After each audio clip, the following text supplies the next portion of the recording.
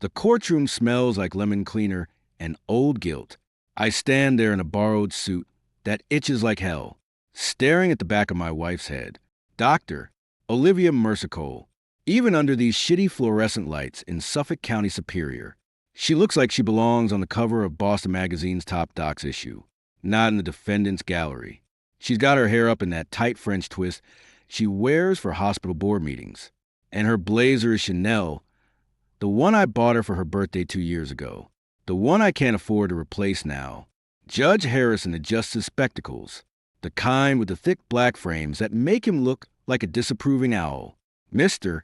Cole, he says, his voice flat, like he's done this 1,000 times today. You are entering an Alford plea. That means you maintain your innocence, but acknowledge the prosecution has enough evidence to likely convict you. Is that correct? Yes, Your Honor. I say, my voice doesn't shake. I've practiced it in the holding cell for 3 days straight. Steady, Ethan, don't flinch. The day, Gareth Winthrop, steps forward.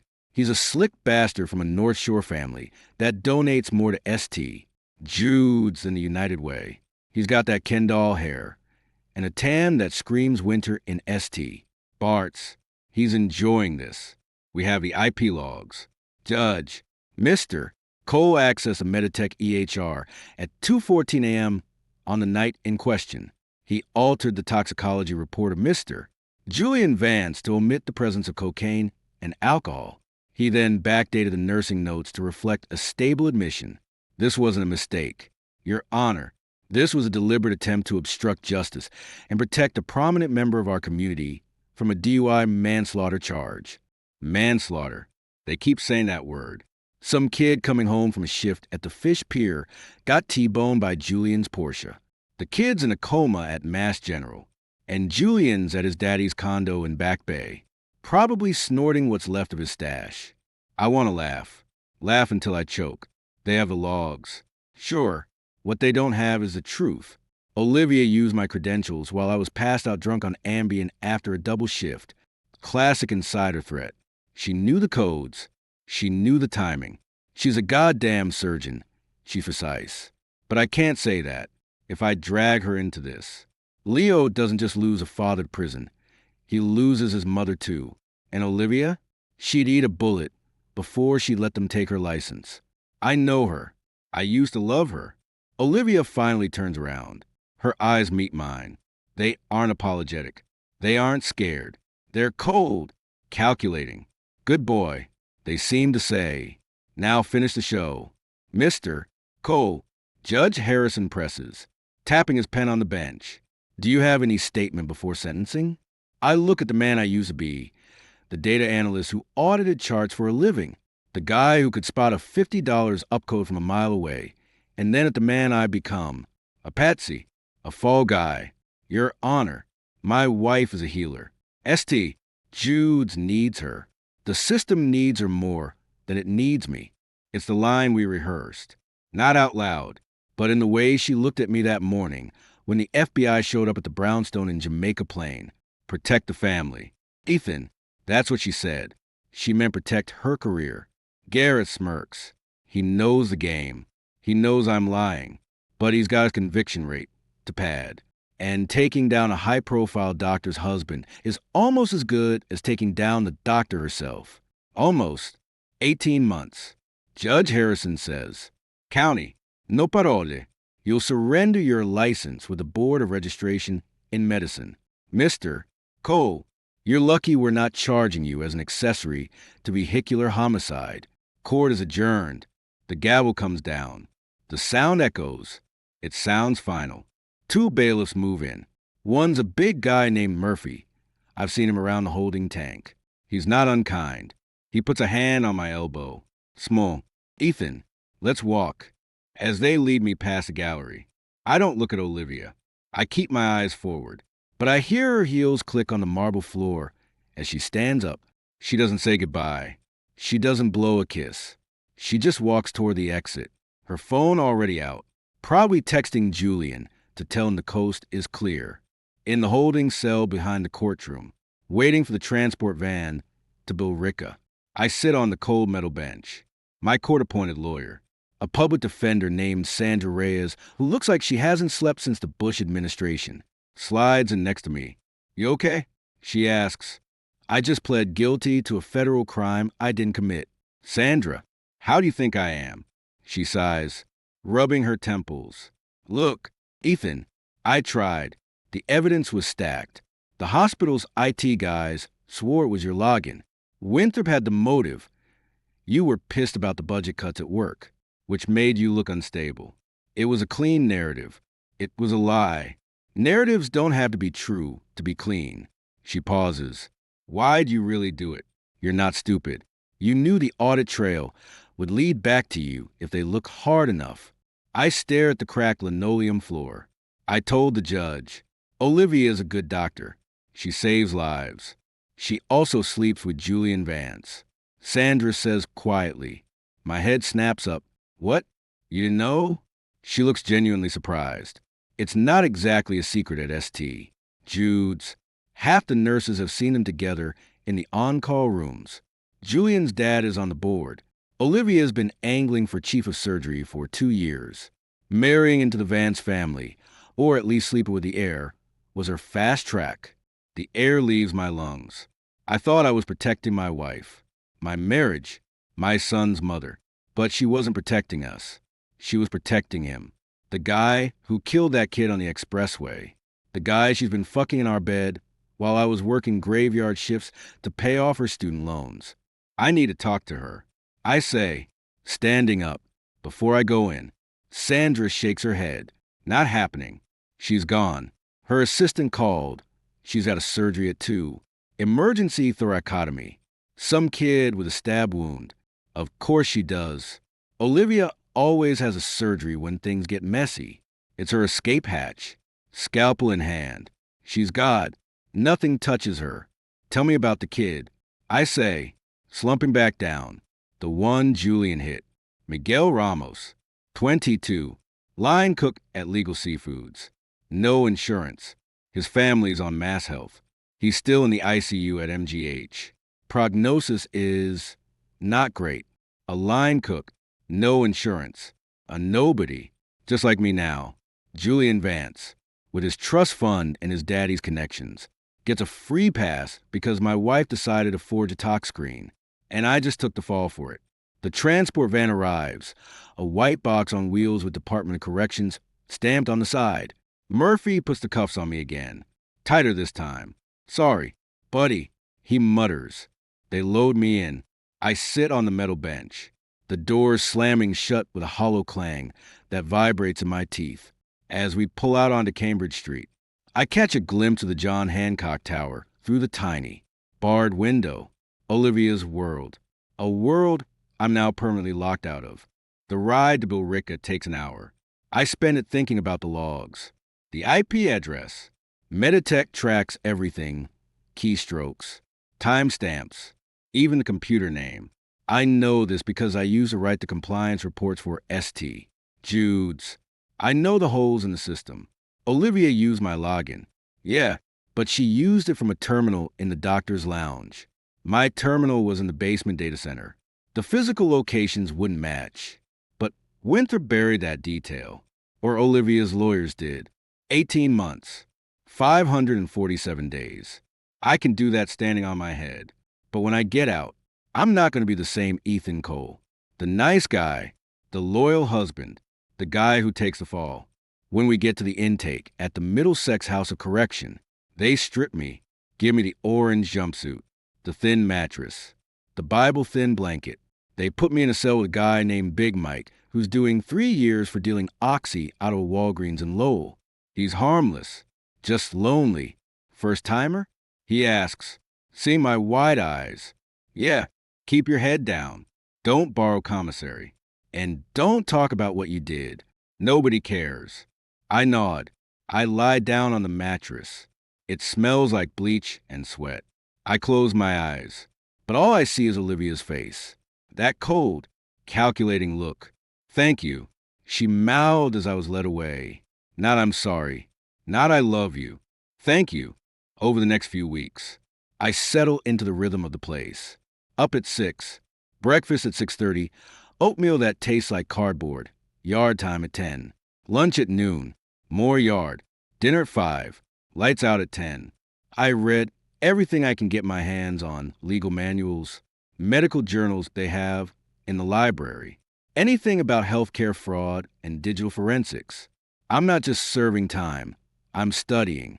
I get one phone call a week. I use it to call Leo. My son, he's 4. He doesn't understand why daddy's not home. Olivia tells him I'm away for work. I play along. Hey, buddy, I say the first time. My throat tight. How's preschool? Fine, he says. His voice is small. Mommy says you're fixing computers far away. Yeah, something like that. I blink back tears. You be good for mommy. Okay? And tell her I said hi. Okay, daddy, love you. Love you too. Now, I hang up before I break. The COs don't like weakness. 3 months in, I get a visitor. It's not Olivia. It's Sandra Reyes. She looks even more exhausted than before. She sits across from me in the visitation room. The glass partition between us. Olivia's filed for divorce. She says without preamble. She's citing irreconcilable differences and your criminal conduct. She wants full custody of Leo. I laugh. It's a harsh, rusty sound. Of course she does. What else? She's also petitioned the court to sell the brownstone. Says she needs the funds to maintain stability for Leo. And she's hired a pit bull from Ropes Gray to handle the asset forfeiture. Ethan, she's trying to take everything. Can she do that? She's already done it. The judge granted her temporary custody last week. I tried to fight it, but without you here to testify, and with your conviction on record, it's an uphill battle. I pressed my forehead against the glass. I did this for her. I took the fall so she wouldn't lose her license. So Leo wouldn't grow up a felon for a mother. And what did she do? Sandra asked softly. She threw you to the wolves. Ethan, why? Why protect her? I don't answer. Because the truth is, I don't know anymore. Maybe I was stupid. Maybe I loved her too much. Or maybe I just didn't want to believe she was capable of this level of betrayal. There's more, Sandra says. Julian Vance. He walked. The DA dropped the DUI charges against him last month, citing lack of evidence due to the compromised tox report. So that's it. The deal is done. I rot in here. Julian walks free, and Olivia gets to keep her hands clean and her bank account full. I need a favor. I tell Sandra, next time you talk to her, tell her I want to see Leo. Alone. No lawyers. Just father and son. She won't agree to that. Tell her if she doesn't. I start talking about the lounge terminal, about the timestamp discrepancies, about how I know she was the one at the keyboard. I won't go into detail, but I'll drop enough breadcrumbs that Winthrop will have to reopen the investigation. And if they reopen it, they'll find Julian's prints on the Oxy bottle we both know was in his glove compartment. Sandra's eyes widen. That's blackmail. Ethan, no, it's leverage. There's a difference. She hesitates, then nods. I'll tell her. But Ethan, be careful. Olivia Mersico isn't the woman you married. Prison changes people, but so does power. And she's got plenty of it now. 2 weeks later, Olivia finally agrees to the visit. She shows up in a cream-colored pantsuit that probably cost more than my annual salary before all this. She looks perfect, not a hair out of place. She doesn't sit down right away. She stands there, looking at me like I'm a bug under a microscope. You wanted to see me? She asks, her voice dripping with ice. I want to see Leo. I say, where is he? With the nanny. I'm not bringing him into this environment. She finally sits, crossing her legs. Sandra says you're making threats. I'm making a request. I want unsupervised visits with my son. And I want half the proceeds from a brownstone sale put into a trust for him. Not for you. For him. She laughs. A cold, brittle sound. You're in prison. Ethan, you have no leverage here. You're a convicted felon. I'm a respected surgeon. The court will never grant you unsupervised visits. Maybe not. But the Globe might be interested to know that their Doctor of the Year nominee has a habit of altering medical records to benefit her lovers. especially when one of those lovers just killed a kid. Her smile vanishes. You wouldn't. Try me. We stare at each other through the glass. The silence stretches. I see something flicker in her eyes. Not fear, but annoyance. Like I'm a fly buzzing around her perfectly coiffed head. Fine, she says finally. 1 hour a week. Supervised. At the county facility. And you get 20% of the sale. Not half. Take it or leave it. 30. And Leo comes here. No nanny. No lawyers. Just us. She sighs. Like I'm being unreasonable. 30. And you keep your mouth shut about Julian. Permanently. Deal. For now. She stands up. You're making a mistake. Ethan. Thinking you can win this. No. I say. Meeting her gaze. The mistake was mine. I made it the day I let you convince me to lie for you. But I'm done lying.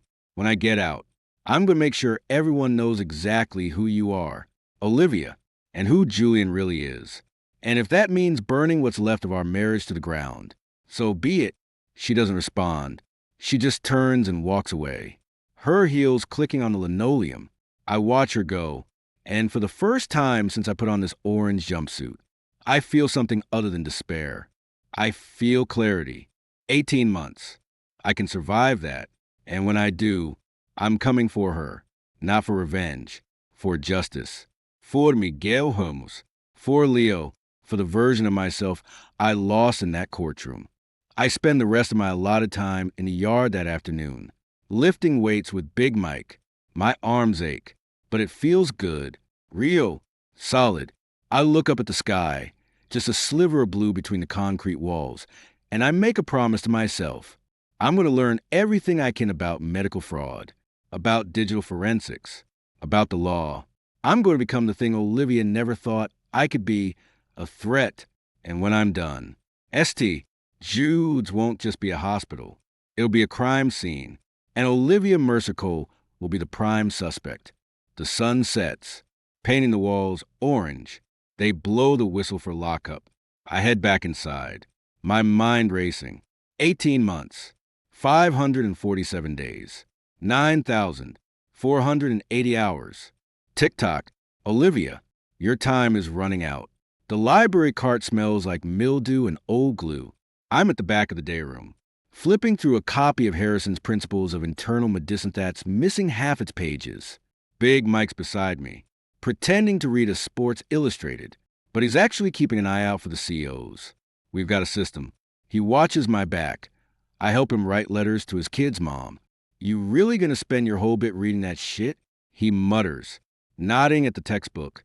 Gotta stay sharp. I say, tracing a finger over a diagram of the renal system. Olivia's world doesn't stop just 'cause I'm in here. He grunts. Mun, you obsessed. That woman threw you on the bus. You should be figuring out how to flip burgers when you out. Not playing doctor. I'm not playing. I whisper. I slide a folded piece of paper across the table. It's a list of names I've memorized from the St. Jude staff directory I found in the library's donated books. I need you to do me a solid. Mike, next time your cousin comes for visitation, I need her to make a call. To this number. Ask for Priya. Tell her it's about the coding errors in the Q4 audit. Mike looks at the paper like it's a live snake. You asking me to run a con from inside? That's a rules violation. Ethan, I got 12 months left. I ain't trying to catch a new charge. It's not a con. It's a callback. Priya Sharma. She's a charge nurse in the PACU. We used to grab coffee together. She knows the charts better than anyone. If I can just talk to her, I can figure out if Olivia's still covering for Julian. He stares at me, then at the paper. Finally, he sighs and palms it. One call. That's it. And you owe me 2 cartons of coffee creamer from commissary. Done.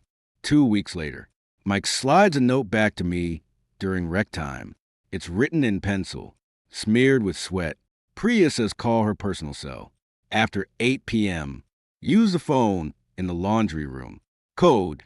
Charting error. The laundry room is a steamy hellhole, but it's got a dead zone for the COS radios. I wait until 8:15 p.m. when the night shift change happens and the room is empty except for the hum of the dryers. I use my one weekly call.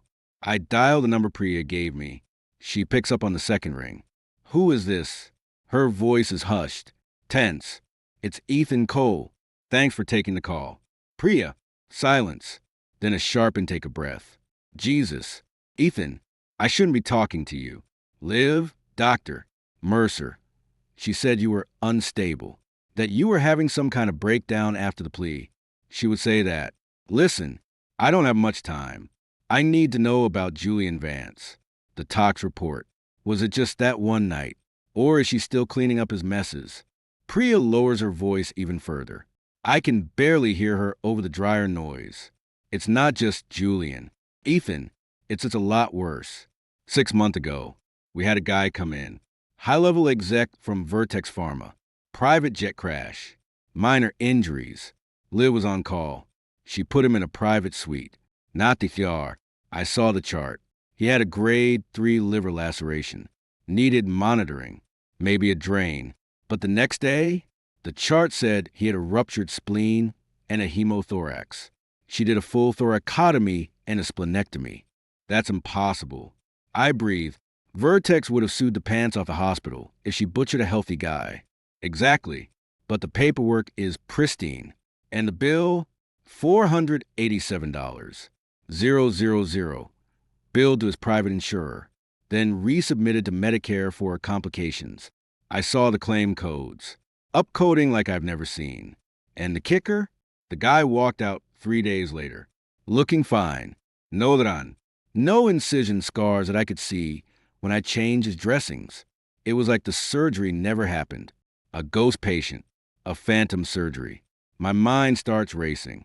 Connecting dots I didn't even know existed. Priya, are you telling me she's billing for procedures that never happened? I'm telling you, I don't know what I'm seeing anymore. And it's not just him. There's a pattern. High net worth individuals. Emergency admissions through the private elevator. Charts that look like they've been scrubbed clean. And bills that would make a hedge fund manager blush. And Liv, she's always there. Signing off. Julian's been hanging around the admin wing a lot too. Rumors his dad's using the hospital as a piggy bank for his re-election campaign. I lean my forehead against the cool concrete wall. Olivia isn't just covering for her lover. She's built an empire on fraudulent billing. Priya, I need proof. Access logs. Audit trails. Anything you can get me. Are you crazy? If Liv finds out, she already threw me under the bus. I'm in here because of her. I need you to be my eyes. Priya, look for the discrepancies. Check the schedules against the anesthesia records. See if the surgeons listed are actually in the building. And look for a patient named, I don't know, someone with a common name. Try John Smith. See if there are duplicate MRNs. MRNs? Duplicate medical record numbers? That's a federal offense. Ethan, that's RICO territory. I know exactly what it is. And I think she's been doing it for years. Since before Julian. She's been testing the system. Seeing how far she can push it. Now she's got the board in her pocket. She thinks she's untouchable. Priya is quiet for a long moment. I hear a door open and close on her end. I have to go. I'm on shift. But I'll look for you, Ethan, because I remember the real you. The guy who used to flag discrepancies in the supply chain audits. The guy who cared about the truth. But if I find something, you have to promise me something. What? When you get out, you don't just go after Liv. You go after the whole system. Because it's not just her. It's the insurance adjusters, the pharma reps, the board members who look the other way because the donations keep flowing. You burn it all down. I promise. The line goes dead. I hang up the receiver, my hand shaking. I walk back to my cell, my mind a whirlwind. Olivia didn't just forge one document. She's been running a long con, a sophisticated, multi-million-dollar fraud scheme hiding in plain sight. And I'm going to be the one to unravel it. Over the next month, Priya feeds me information in bits and pieces. She uses a code we develop. She mentions stock prices when she's talking about billing anomalies, weather forecasts for upcoming audits, and recipes for specific surgical procedures that don't match the patient's diagnosis. I start mapping it all out on the inside of a paperback novel using a dull pencil. I create a timeline. I cross-reference it with public records of ST, Jude's charitable contributions, and the Vance family's political donations. The pattern is undeniable. Then, one Tuesday evening, Priya calls with something big. The weather's changing.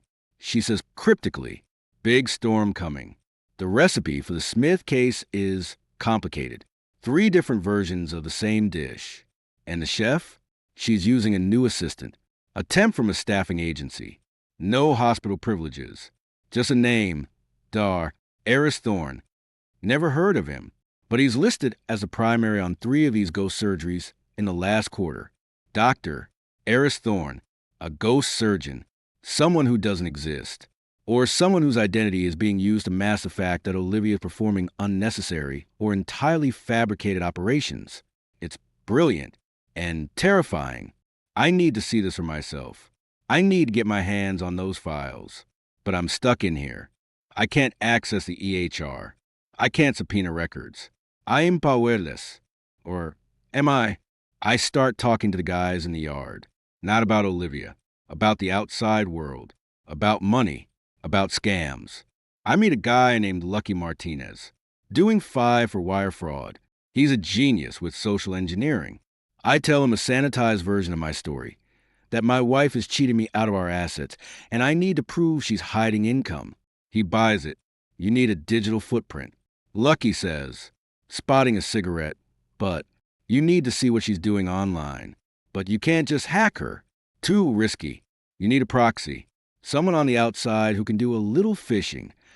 I don't have anyone I trust. I say, bullshit, you got that nurse. Priya, she's already helping.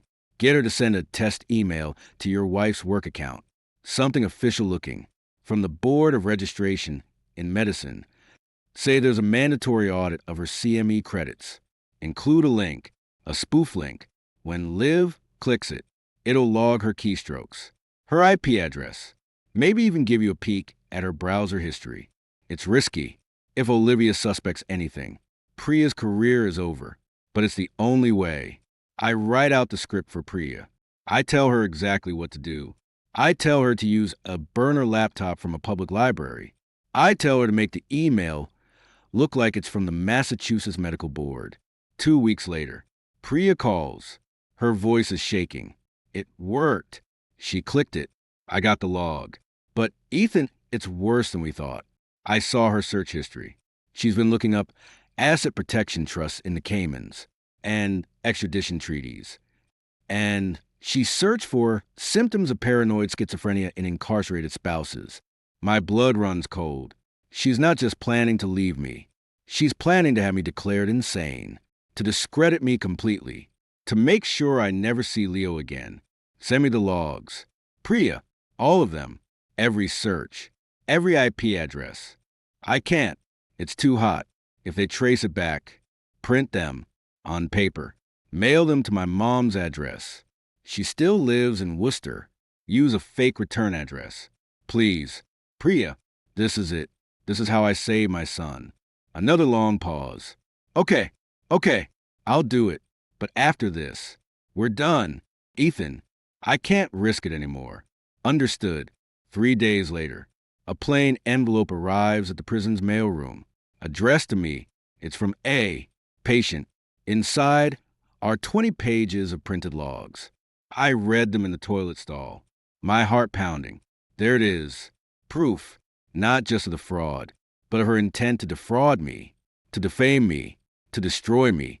I fold the papers carefully and hide them inside my mattress. I have what I need.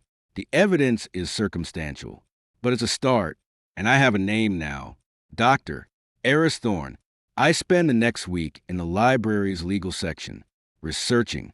I discover that Eris Thorne is a real doctor, a plastic surgeon from California who lost his license 10 years ago for insurance fraud. He's been dead for 5. Olivia is using a dead man credentials to bill Medicare. The scope of it is staggering. She's not just a cheater. She's not just a liar. She's a criminal mastermind, and she's using the most trusted profession in America as her shield. I'm released 6 months early for good behavior. The day I walk out of Ulrica, The sun feels like a slap in the face. I have $50 in my pocket and a bus ticket to Southie. I don't go to my mom's. I don't call Priya. I go straight to a cheap motel off Broadway and buy a burner phone. My first call is to the only person I think might still listen to me, Marcus Reed. He's an old friend from college, now a special agent with the HHSOG, the Office of Inspector General for Health and Human Services. We haven't spoken since the trial. He thought I was guilty. He picks up on the fourth ring. Reed. Marcus. It's Ethan Cole. Silence. Then a low chuckle.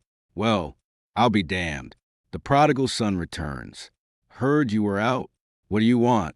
Ethan? I'm busy. I want to talk about Dr. Olivia Mercer Cole and about $30 million in fraudulent Medicare billing. The line goes quiet. I can hear him breathing. That's a big number. Ethan, and a dangerous accusation, especially about your ex-wife. It's not an accusation. It's a fact. I have the logs. I have the patterns. I have a ghost surgeon named Eris Thorne. Meet me tomorrow. The Starbucks on Washington Street. 8 Uhr morgens. Come alone, or don't come at all. But if you don't, Marcus, you're letting a monster walk free. And she's not just stealing money. She's stealing lives. I hang up before he can answer. I sit on the edge of the motel bed, staring at the peeling wallpaper. I'm out. I'm free. And I'm about to start a war. Olivia thinks she won. She thinks I'm broken. But she forgot one thing. I used to audit her work. I know how she thinks. I know where she cuts corners. And now, I'm not just an auditor. I'm a whistleblower. And I've got nothing left to lose. Marcus Reed is already at the Starbucks when I walk in, nursing a Venti black coffee like it's armor.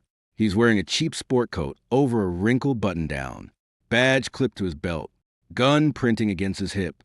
Same old Marcus. Looks like he rolled out of Crown Victoria instead of a bed. He doesn't stand, just nods at the chair across from him. You look like shit. Ethan, feel like it too. You see, keep my hands visible. No sudden moves around Fed cops. Even old friends. Thanks for coming. I almost didn't. Last time we talked, you were pleading guilty to felony computer fraud. Now you're calling about Medicare billing schemes and ghost surgeons. You're either desperate or you've lost your mind. I slide a manila envelope across the table. It's stuffed with the printouts Priya sent. IP logs, search histories, the Eris Thorne death certificate I pulled from the California Medical Board archives. Page 4, the Vertex exec. Compare the or schedule to the anesthesia records. Notice anything? He flips through, frowning. His jaw tightens as he hits the third page. The surgeon of record is Thorne, but the attending anesthesiologist's log mentions DR, Mercer, handling the thoracotomy. Thorne's been dead 5 years. Exactly. Olivia is using his NPI number, his National Provider Identifier, to bill for procedures she's either not performing or performing unnecessarily. And it's not just him.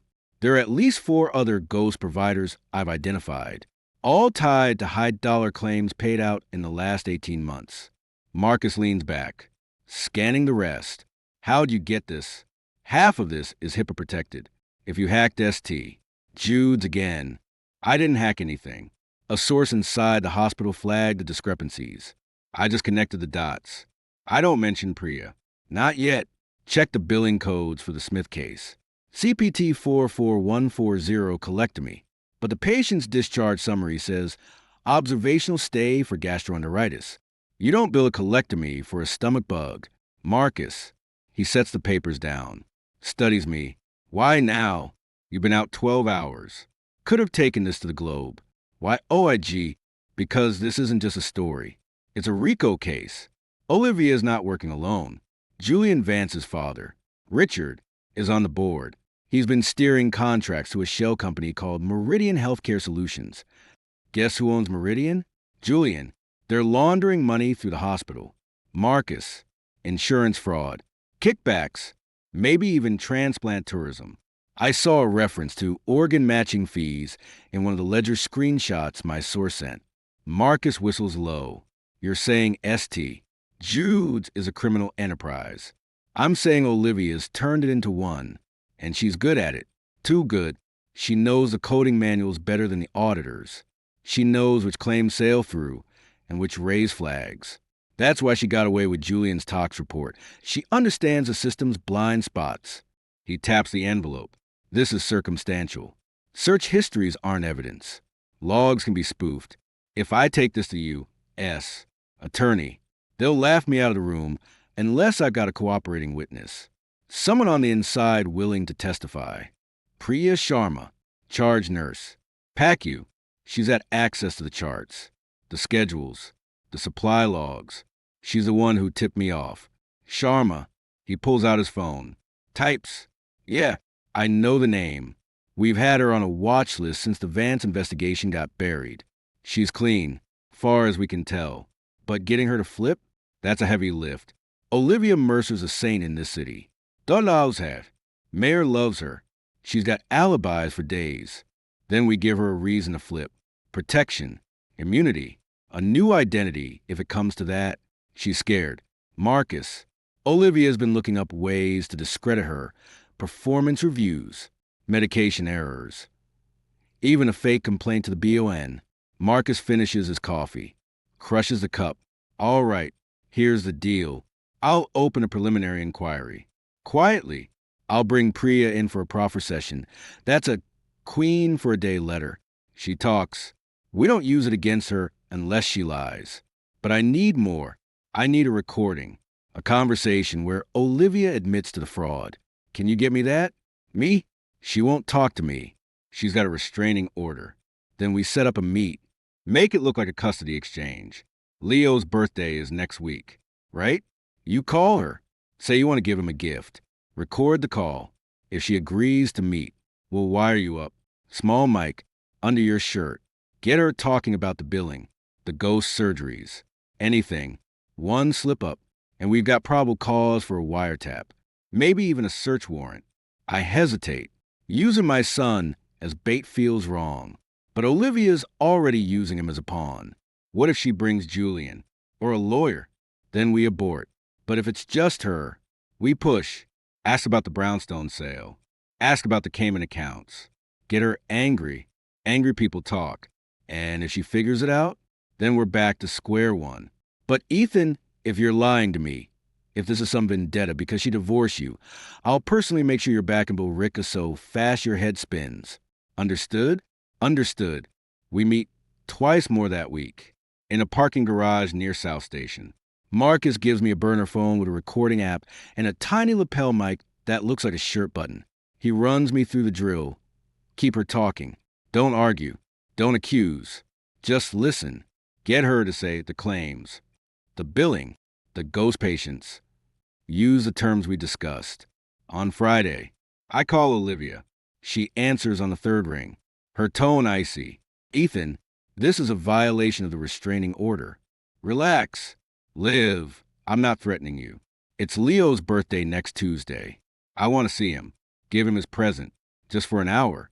Public place. The Common. By the Swan boats. No lawyers. No Julian. Just us. Silence. Then a sigh. Fine. 10 o'clock. But I'm bringing Mrs. Gable, the nanny, and if you so much as raise your voice. I won't. See you then. Tuesday morning. Marcus wires me up in the back of an unmarked Suburban. He checks the audio feed. Nods. Sounds clear. Remember, casual. Don't force it. If she mentions the hospital, follow her lead. We'll be in the van across the pond. But don't look at us. Act natural. I walk to the bench by the Swan boats. Leo's there, holding a helium balloon, his face lighting up when he sees me. Daddy, I hug him. Hard. Olivia is watching from 10 feet away, arms crossed. Mrs. Gable hovers nearby, scrolling her phone. Hey, buddy.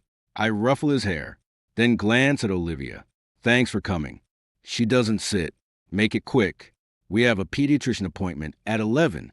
I hand Leo a wrap box, a Lego set I bought at Target. Happy birthday. Pal, open it later. Okay. He hugs the box. Olivia steps closer, lowering her voice. You look well. Ethan, Southey agreeing with you? Better than Billerica. I keep my tone light. Listen, I wanted to talk to you about the brownstone. The sale closed last week, right? My lawyer says I haven't seen the check. Her eyes narrow. Your lawyer isn't licensed anymore. Ethan, and the funds are in escrow pending the divorce settlement. You'll get your 30% when the judge signs off, not before. 30% of a $10 million house is $3 million. Live! That's a lot of escrow. Almost enough to fund a certain offshore account I've been reading about. Cayman Islands, right? Good tax shelter. She freezes, just for a second, then she smiles. But it doesn't reach her eyes. You've been busy. Digging through my finances? That's sad. Ethan, even for you. Just looking out for Leo's future. Speaking of which, how's Doctor? Thorne? Busy with all those complicated cases at ST.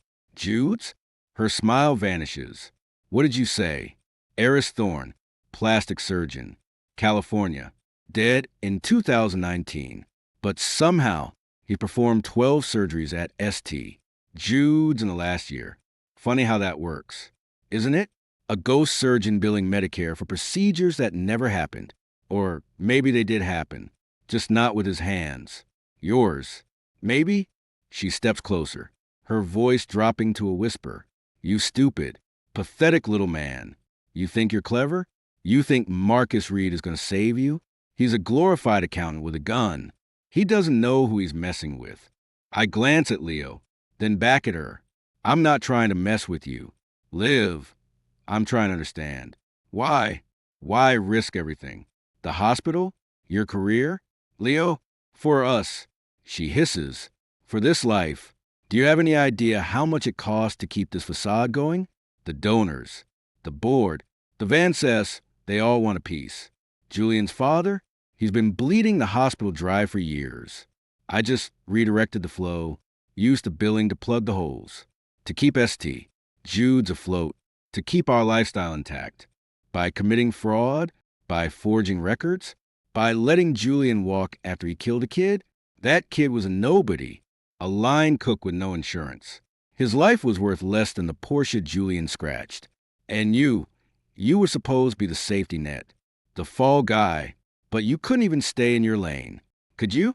You had to go poking around, dragging Priya into this. She stops. Her hand flies to her mouth. I lean in, keeping my voice steady. Priya? What about her? She's just a nurse. Liv, a good one. What did you do to her? Olivia composes herself, smoothing her hair. Nothing she didn't deserve. She asked too many questions, just like you. But it doesn't matter now, because this little recording session, it's useless. You're wearing a wire. Ethan, I can see the bulge under your collar. Did you really think I wouldn't notice? I'm a surgeon. I notice everything. My blood runs cold. She knew. She'd known the whole time. She smiles, cold and triumphant. Marcus Reed is going to be very disappointed, because all he's got is a conversation between a divorcing couple arguing about money. No fraud, no goals, just a bitter ex-husband making wild accusations. And when I sue you for violating the restraining order, again, guess who the judge is going to believe? The felon or the doctor? She turns to Leo, kneels down. Say goodbye to Daddy. Sweetheart, you won't be seeing him for a long time. Leo looks confused. Bye. Daddy? I hug him quickly, then stand. Olivia's already walking away. Mrs. Gable herding Leo toward a black SUV. I don't move. I don't look at the van across the pond.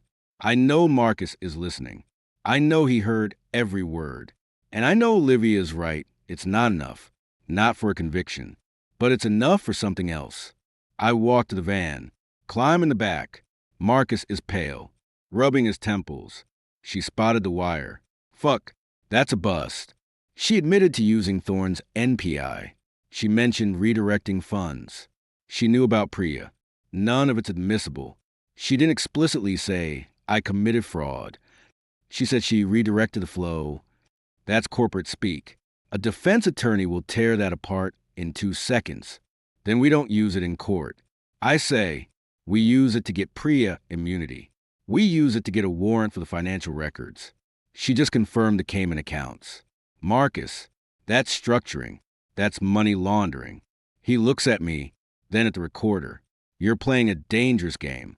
Ethan, Olivia Mercer's not going to roll over. She's going to come at you harder now. Restraining order violations, stalking charges, maybe even another frame job. You ready for that? I've been ready since the day I walked into that courtroom. I take off the wire, hand it to him. But here's the thing, Marcus, she's not just coming at me. She's coming at Priya. And if Priya goes down, the whole house of cards collapses. So you need to protect her. Today, before Olivia can get to her. He nods slowly. I'll put a protective detail on her. Move her to a safe house. But you stay low. No more calls. No more meetings. If Olivia sees you again, she'll know we're on to her. And then we lose everything. I nod. He drops me off at the motel. I watch the Suburban disappear around the corner, then go inside. I sit on the bed, the silence deafening. Olivia won. She spotted the wire. She turned the conversation. She walked away unscathed. But as I replay her words in my head, redirecting the flow, plugging the holes, Julian's father bleeding the hospital, I realized something. She didn't just admit to fraud. She admitted to a conspiracy involving Richard Vance, the hospital board, and millions in stolen funds. And conspiracies leave paper trails. Emails, text messages, bank transfers. I pull out my burner phone, open the Notes app. I start typing everything I remember from our conversation. Every phrase, every hesitation, every tell. Olivia thinks she's untouchable. She thinks she's won. But she just gave me the one thing I needed most. A roadmap. The burner phone wakes me at 3:17 a.m. Unknown number. I nearly ignore it. Wrong area code. Probably a scam. But something makes me swipe. Ethan, it's Priya. She's whispering, but her voice is shredded, like she's been screaming. They know. Olivia knows I talked. Marcus pulled me out an hour ago, but she called the nursing board. My license is suspended pending investigation. My apartment's been trashed. They left a note. Stop digging. Ethan, I am scared. I sit up, swinging my legs over the edge of the mattress. The motel room smells like stale cigarettes and regret. Where are you? Marcus said you'd be in a safe house. We were, but Olivia's people found us. A car followed the marshal's sedan from the garage. Marcus thinks there's a leak. Someone on the task force. He's moving me again. But I had to call you. She's not just targeting me. She's targeting you. She's got a new strategy. I overheard Marcus talking to the AUSA, Assistant U.S. Attorney. Olivia's filing a motion tomorrow in probate court. For what? Full guardianship. Permanent. She's claiming you're a violent felon with untreated mental illness. She's submitting psychiatric evaluations, forged ones. Obviously, saying you're a danger to Leo. And she's got Julian backing her up. He's swearing under oath that you threatened him at the Common, that you were rambling about ghosts and dead doctors. My jaw tightens. Classic Olivia. Discredit the witness. Then the accuser. When's the hearing? Friday. 9 Uhr morgens. Suffolk probate. Judge Callahan. He's tight with the Van Cess. Campaign for Richard Lacycle. Marcus says it's a slam dunk for her unless we get ahead of it. But we can't. Not without more evidence. The wire was a bust. And Olivia's wiped the servers. Marcus's tech guys say the EHR logs for the last 6 months have been archived, which means deleted. No footprints. No metadata. She covered her tracks. Except the money. I say, she mentioned the Caymans. Structuring. That leaves a trail. Not if it's laundered through enough shells. And Olivia's good at shells. Meridian Healthcare. The Vance Family Foundation. Even a fake research grant through St. Jude's. Marcus traced one wire transfer to a clinic in Zurich. But the paper trail goes cold after that. We need a break. Ethan, a big one. I hang up, but I don't sleep. I lie there until dawn, running through every conversation, every document, every half-remembered detail from my time at St. Jude's. Olivia's arrogance is her weakness. She thinks she's erased everything, but she's a creature of habit. She uses the same coding logic, the same audit-proofing tactics I taught her when we first married. She's predictable. By 7 a.m., I'm at the South Boston Public Library, logged into a public terminal.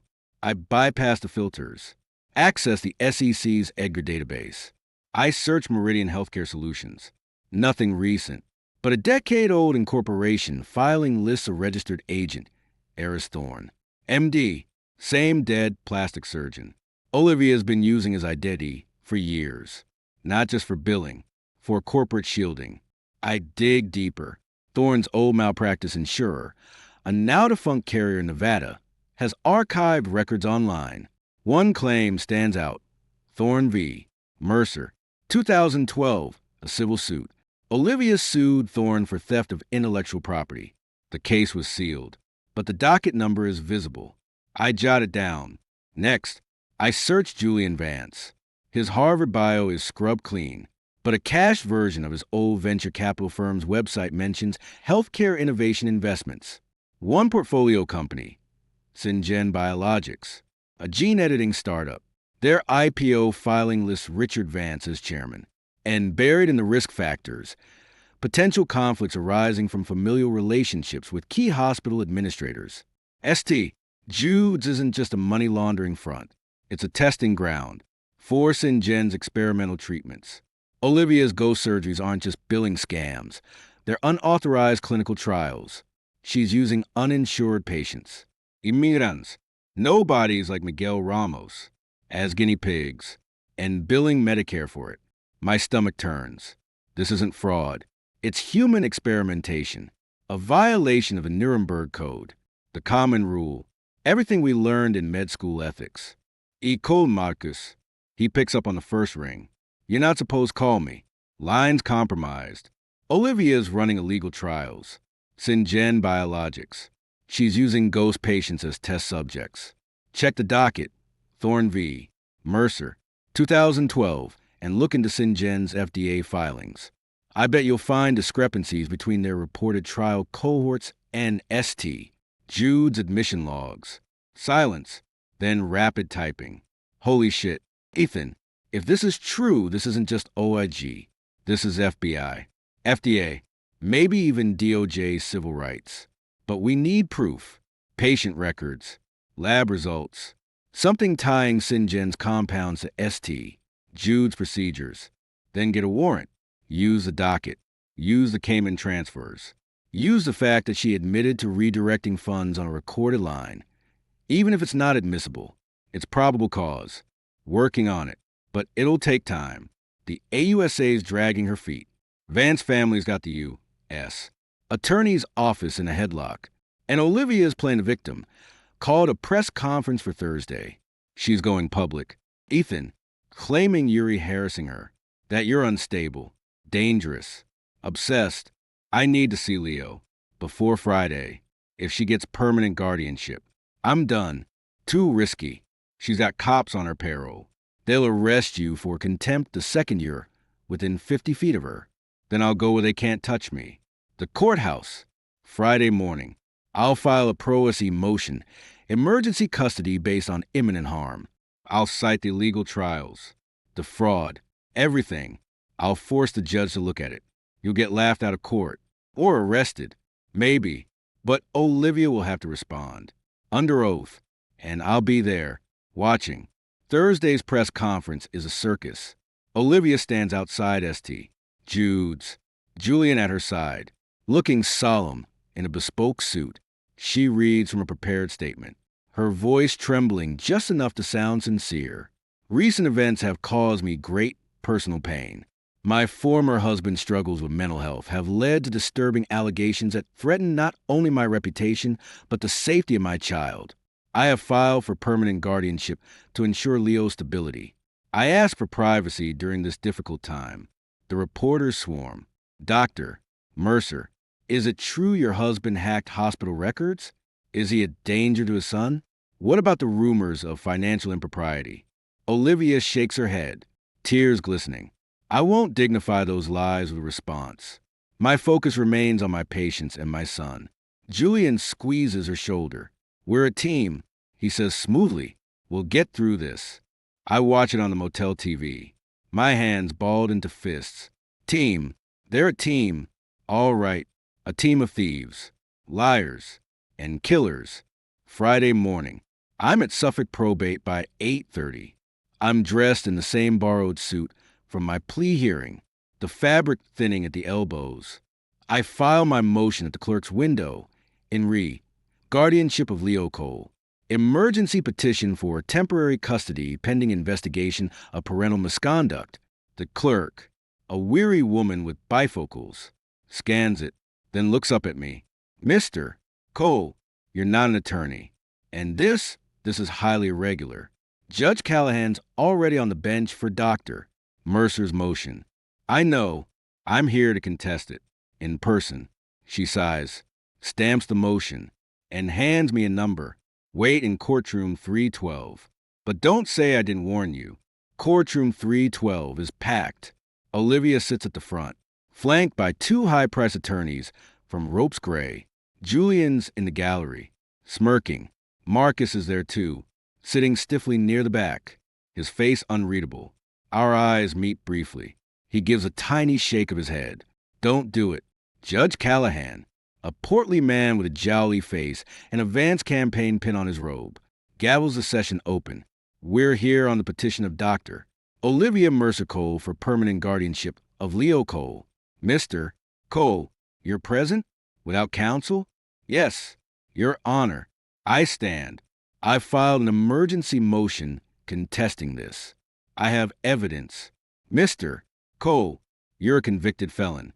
Your motion is frivolous. I reviewed Dr. Mercer's affidavits, including sworn statements from Mr. Julian Vance regarding your threatening behavior. The court is inclined to grant the petition immediately. Olivia's attorney stands. Your Honor, we respectfully request the court also issue a permanent restraining order barring Mr. Cole from any contact with a child or Dr. Mercer. His harassment has escalated to the point of delusional accusations regarding hospital operations. Objection. I step forward. Your Honor, those delusional accusations are based on documented evidence of Medicare fraud, illegal clinical trials, and the use of a deceased physician's identity to bill for unauthorized surgeries. I have the docket number, Thorne v. Mercer, 2012, and banking records showing transfers to offshore accounts tied to Syngene Biologics. Mr. Cole, Judge Callahan slams the gavel. That's enough. This is a family court, not a criminal tribunal. Your conspiracy theories are irrelevant to the welfare of the child. Dr. Mercer has provided ample evidence of your instability. I'm granting the petition. Permanent guardianship to Dr. Mercer, effective immediately. And I'm issuing a lifetime restraining order. You are to stay at least 500 yards from Dr. Mercer, Mr. Vance, and the child. Violation will result in immediate incarceration. Do you understand? My vision tunnels. This is it. The end. I'll never see Leo again. Olivia's won. But then, from the back of the courtroom, Marcus stands. Your Honor, if I may, Special Agent Marcus Reed, HHSLG, the Office of Inspector General is currently conducting a criminal investigation into St. Jude's Memorial Hospital regarding the matters Mr. Cole just referenced. We request the court stay this proceeding pending the outcome of our inquiry. Callahan's jowls wobble. Agent Reed, this is highly irregular. I've already ruled, with all due respect. Your Honor, a permanent guardianship awarded amid an active federal investigation into parental criminal conduct could be construed as obstruction of justice, particularly when the alleged crimes involve the misuse of a federal health care program. We're not asking you to deny the petition, merely to delay it until we can verify whether Dr. Mercer's fitness as a parent is compromised by her professional actions. Olivia whirls in her seat, her face a mask of fury. This is outrageous. Agent Reed, you're abusing your authority to aid my ex-husband's vendetta. I demand you recuse yourself. Marcus doesn't blink. Dr. Mercer, I'm aiding no one. I'm upholding federal law, and I have a cooperating witness. Priya Sharma, who's prepared to testify under oath about your alteration of medical records, your use of Dr. Thorne's credentials, and your knowledge of unauthorized clinical trials involving Syngene Biologics. The gallery erupts.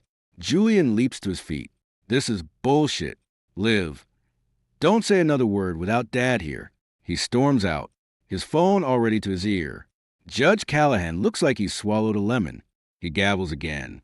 Harder. Order. Order. Agent Reed, your interruption is noted. However, given the gravity of these allegations, I will defer ruling on the permanent guardianship for 14 days. Mr. Cole, you are hereby ordered to cease all contact with the respondents. Any further outbursts, and I'll hold you in contempt. Court is adjourned. He bangs the gavel and bolts for his chambers. Olivia stays frozen, staring at Marcus, then at me. Her eyes are glacial. She mouths one word, "You're dead." I don't move until the courtroom empties. Marcus walks past me, pausing just long enough to murmur, 14 days. That's all I could buy you. Find a smoking gun. Ethan, or she buries you for good. I nod. Outside, the sun is blinding. I see Leo being led to a black town car by Mrs. Gable. He looks back at me, confused. I mouth, "I love you." He waves, small and uncertain. Then the car door closes, and he's gone. I walk to the T-station, my legs leaden. 14 days. 2 weeks to find proof of human experimentation, of murder, of a conspiracy that reaches into the highest levels of state government. My phone buzzes. An unknown number. I answer. Ethan, it's Priya. She sounds different, calmer, harder. I'm out. Marcus moved me to a secure location in Concord. I've got access to the Syngene trial data. Olivia didn't delete everything. She archived it on a private server at her vacation home in Hyannis. I can get in, but I need you to upload it to the HHS portal. Can you do that? I can, but it's a trap. Olivia will know the second you access it. I know, which is why I'm sending it to you now. Once you have it, leak it to everyone. The Globe, the Herald, CNN. Burn it all down. Ethan, before she burns us. The line goes dead. Seconds later, a file arrives via encrypted email. Lab results, patient IDs, autopsy reports. One name jumps out, Miguel Ramos. Cause of death, acute cytokine release syndrome following experimental CRISPR therapy. Unauthorized, unreported, illegal. I stare at the screen, my thumb hovering over the forward button. This is it, the kill shot, the evidence that ends Olivia's career, her freedom, her life as she knows it. But it also ends any chance of Leo growing up a mother who isn't in prison. It ends a world he knows. I think of Miguel Ramos, of the nobodies who died so Olivia could fund her lifestyle and Julian's ambitions. I think of Priya, risking everything, of Marcus, sticking his neck out. Then I think of Leo, and I realize the hardest truth of all. Sometimes mercy isn't sparing the guilty. Sometimes mercy is destroying them to save the innocent. I hit send. The email whooshes away. Within minutes, my phone starts blowing up. News alerts, Twitter notifications, a call from a Globe reporter. I ignore them all. I walk into the T-station, buy a token, and ride the Red Line north. I don't know where I'm going. I just know I'm not running anymore. Let her come for me. Let the Van Cess try to bury the story. The truth is out, and this time, it's not just my word against hers.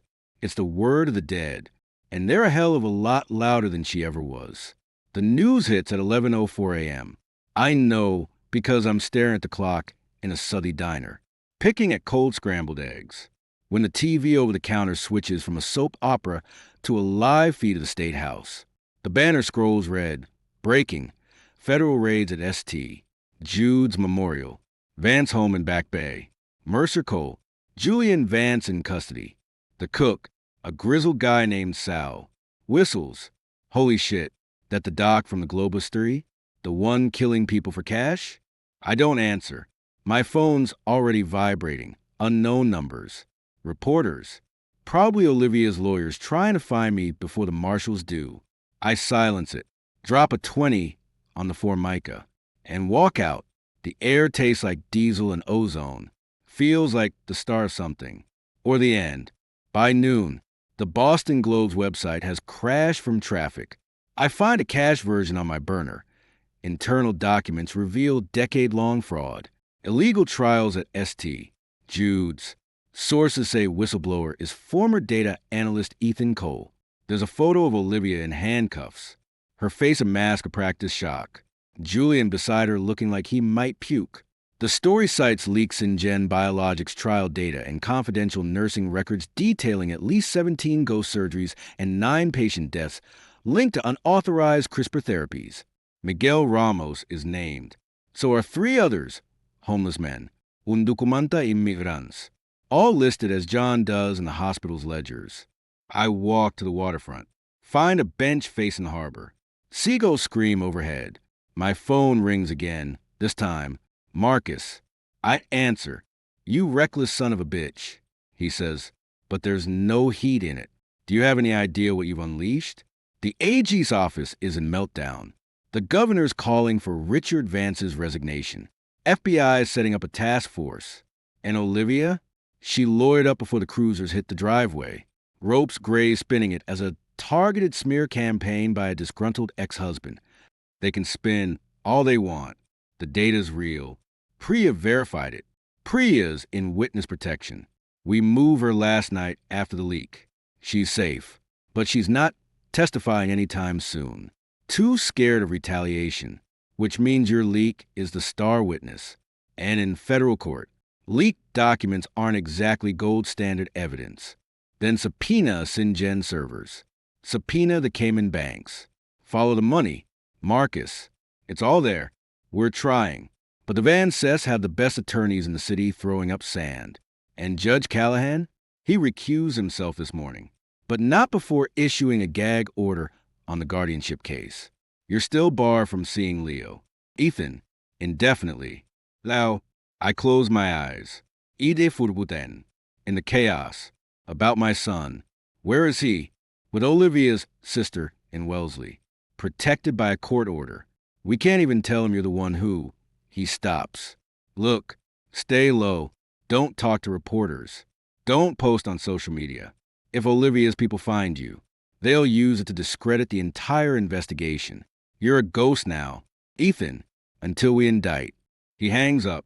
I sit there until the sun dips below the skyline, watching the lights come on across the harbor. A ghost. Fitting. I've spent the last year haunting Olivia's world, and now I'm haunting my own. 3 days later, a letter arrives at the motel, postmarked Worcester, my mom's handwriting. Inside, a clipping from the Telegram Gazette, a photo of Leo leaving preschool, his face blurred, a sticky note attached. He asks for you every day. I tell him you're working. Be careful. Ethan, they're coming. They being Olivia's lawyers. The next morning, 2 suits from Ropes Gray show up at the motel, flashing badges that aren't badges, just business cards. I don't answer the door. They leave a subpoena taped to frame. INRI, grand jury investigation into ST. Jude's Memorial Hospital. Ethan Cole to appear for deposition. 10 a.m. Monday. I call Marcus. They're trying to depose me before the indictment. Drag me into discovery. Force me to admit I leaked the data. Then charge me with theft of trade secrets or HIPAA violations. Don't answer it. We'll quash it. But Ethan, the U.S. Attorney's Office is considering charging you with obstruction, retaliating against a witness, Olivia, by leaking confidential records. They're saying you're the one who doctored the SynGen files. That's insane. I don't have the access. You have the motive. And Olivia's experts are claiming the metadata on the leaked files points to a third-party manipulation, meaning you. They're building a case. Ethan, to discredit you, or to flip you if you cooperate. Give them Priya. Give them the full scope of the fraud. They might offer you immunity, but if you stay silent, they'll charge me, and I'll go back to Billerica. Worse, they'll charge you federally. White-collar crimes, conspiracy, obstruction, minimum 10 years.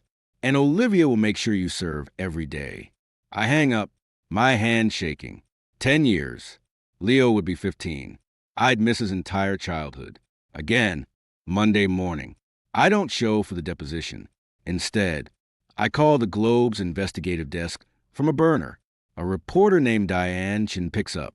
I recognize her voice from the stories. Ms. Chun, this is Ethan Cole. I'm the source for the ST. Jude's leak. I need to meet. Off the record. I have information that proves the files aren't manipulated, that they're authentic, and that Olivia Mercicole has been falsifying patient records for years. She's skeptical. Mr. Cole, we've been burned by anonymous sources before. Why should I trust you? Because I'm not anonymous anymore, and because I'm willing to testify, under oath, to a grand jury, but only if you publish the full archive of the SynGen data, unedited, unredacted, so the public sees the truth before the lawyers bury it. Testify? That's suicide. Olivia's people destroy you. They're already trying. But if I testify, and the Globe publishes the archive, it becomes part of the public record. They can't suppress it, and I can't be charged with leaking it if I admit to it under oath. It's protected speech, especially if it reveals ongoing criminal activity. She's quiet for a long moment. Meet me at the Boston Common, by the Frog Pond, 2 p.m. Bring proof. And Ethan, if this is a setup, it's not. We meet under a gray sky. Diane's younger than I expected, early 30s, dark hair pulled back, a recorder in one hand and a notebook in the other. She doesn't shake my hand. Talk. I lay it out. The Alfred plea, the discovery of the ghost surgeries, Priya's role, the SynGen trials, the Cayman accounts, the gag order on Leo. I show her the encrypted drive with the original SynGen files, the metadata logs proving they came from Olivia's Hyannis server, and the email chain between Olivia and Richard Vance discussing patient recruitment for high-risk protocols. Diane listens, taking notes, her expression hardening. This is bigger than ST. Jude's. This is systemic. The FDA, the NIH, the entire oversight structure failed. Because Olivia Mercicole made sure it failed. She didn't just exploit loopholes. She became the loophole, a trusted surgeon, a golden girl, above reproach, who'd question her charts, who'd audit a doctor who saves lives. And you? Why did you do it? The plea, the leak. Why risk everything? For Leo, and for Miguel Ramos, and for every patient who died because Olivia valued a Porsche payment over a pulse. I took the fall once. I won't do it again. She nods, slipping the drive into her bag. I'll verify this with our tech team. If it checks out, we run the story tonight, the full archive, and I'll testify at your grand jury appearance that you provided the files to us, voluntarily, as a whistleblower. That should shield you from the obstruction charge. And Leo, will it help me get him back? I can't promise that, but the court will have to reconsider the guardianship if Olivia is indicted, and if she's convicted, the state will have to appoint a new guardian. Maybe your mother, maybe you, if you're exonerated. Exonerated. The word feels foreign. I've spent so long being the guilty one, the fall guy, the ghost. The idea of being cleared, of being right, is almost harder to process than the guilt. That night, the Globe drops the bomb. Front page, above the fold, the Mercy killings, inside the decade-long conspiracy at ST. Jude's. The online archive goes viral. Hashtag Mercy killings trends nationwide. CNN, MSNBC, Fox. Everyone picks it up. By morning, Richard Vance resigns from the hospital board. The FDA suspends SynGen's clinical trials. The U.S. attorney announces a grand jury indictment. Olivia Mercicole, Julian Vance, and 3 hospital administrators charged with RICO conspiracy, healthcare fraud, involuntary manslaughter, and violations of the Federal Food, Drug, and Cosmetic Act. I watch it unfold from a motel room in Quincy, the TV muted, my reflection ghostly in the darkened window. Marcus calls at noon. You did it. The indictment's sealed, but the Globe broke it. Olivia's in custody at Wyatt Detention Center. No bail, she's a flight risk. Julian made a deal testimony against his father and Olivia in exchange for a reduced sentence. And the U.S. attorney? They're dropping the obstruction charge against you. You're a hero, Ethan, a whistleblower. I'm not a hero. I'm just a guy who got tired being lied to. Well, the guy who got tired just changed the course of a federal investigation. The AUSA wants to meet, offer you immunity, maybe even a consulting gig with the OIG once this is over. And the guardianship case? Judge Callahan's replacement, Judge Liu, is reviewing it, with Olivia indicted. Your chances of getting Leo back just went from 0 to 60. When can I see him? Soon. A supervised visit. Maybe next week. But Ethan, it's not going to be easy. Leo's been through trauma. Olivia's been telling him you're a bad man for months.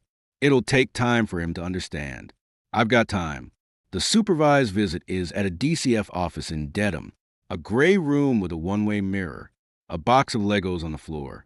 Leo sits at the table, small and solemn, his eyes wary. Mrs. Gable hovers nearby, but a social worker waves her back. Hi, buddy, I say, kneeling. My voice catches. Remember me? He nods. Slow. You're daddy, but mommy says you're sick, that you say mean things about her. Mommy's not feeling well right now. Now, she's going to be away for a long time. But I'm not sick. I made a mistake a long time ago, and I've been trying to fix it, to keep you safe. Safe from what? From lies. From people who hurt others. Like the man who hurt Miguel. Do you remember Miguel? The cook Mommy talked about? He shakes his head. Mommy said he was bad. No, buddy, Miguel was good. He worked hard, and some people hurt him because they wanted money. I'm trying to make sure no one else gets hurt like that, including you. He looks at the Legos, then back at me. Will you teach me to build a castle? Like we used to? Yeah, I will. We build for an hour. Slowly. His wariness fades. He laughs when the tower I build collapses. He shows me a drawing he made, a stick figure in orange, labeled Daddy. My throat tightens. I want to hold him, to promise I'll never leave again. But I don't. Not yet. Trust is earned, not demanded. When the social worker signals time's up, Leo hugs me, quick and fierce. Come back soon. Daddy? I will. I promise. Mrs. Gable leads him away. I sit there, surrounded by plastic bricks. And for the first time in 2 years, I breathe without the weight of a lie crushing my ribs. The trial takes 8 months. Olivia pleads not guilty. Her defense team arguing the files were fabricated by a spurned ex-husband and a disgruntled employee. But the evidence is overwhelming. Bank records, server logs, Singen's internal emails, Julian's testimony, even Richard Vance's reluctant admission under immunity that he knew about the billing irregularities. The jury deliberates 3 days. Guilty on all counts. Olivia Mersico is sentenced to life plus 40 years. Julian gets 10, with 5 suspended. Richard Vance dies of a heart attack before sentencing. I testify on the 3rd day. Under oath, I lay out the entire scheme, the Alfred plea, the discovery of the ghost surgeries, Priya's involvement, the leak. I don't embellish. I don't rage.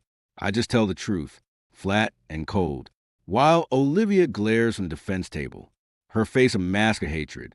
Afterward, the AUSA offers me a job, special consultant to the HHSAG, focusing on healthcare fraud detection. I accept. It's not glamorous. Auditing rural clinics in western Massachusetts. Training new agents on EHR vulnerabilities, but it's honest work. Work that matters. Leo comes to live with me and my mom in Worcester. It's not easy.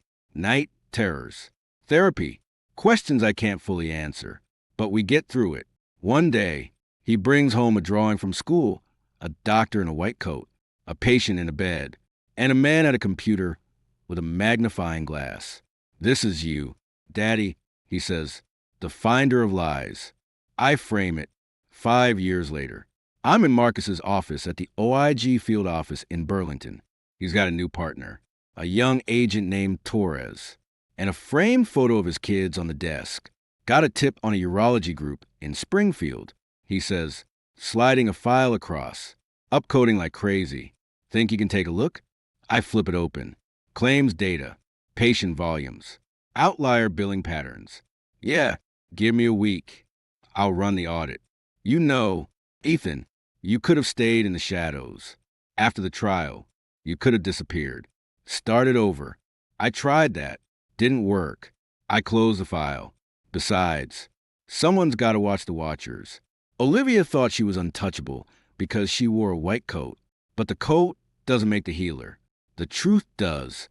He nods, leaning back. Truth, and a damn good audit. I stand to leave. Then pause. Any word from Priya? Quarterly check-in.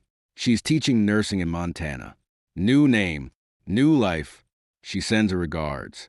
Says she reads about your work in the Globe. Proud of you. She says, tell her thanks. For everything. I walk out into the late afternoon sun. The file under my arm. My car's old. Reliable. Paid off. I drive home to Worcester, where Leo's waiting, now 10, obsessed with coding and Legos, already talking about becoming a cybersecurity expert to catch the bad guys. Dad, he says. I smile. Maybe he will. Or maybe he'll be a doctor, a teacher, a writer, whatever he chooses. He'll do it with the truth as his compass.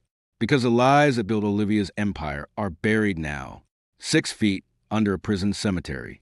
And the only thing left standing is the audit trail, the unbroken chain of evidence that leads, inevitably, to justice. I pull into the driveway. Leo's on the porch, waving. I wave back. The weight of the past finally, fully, lifting. The audit is complete. The system is cleaner. And I'm home,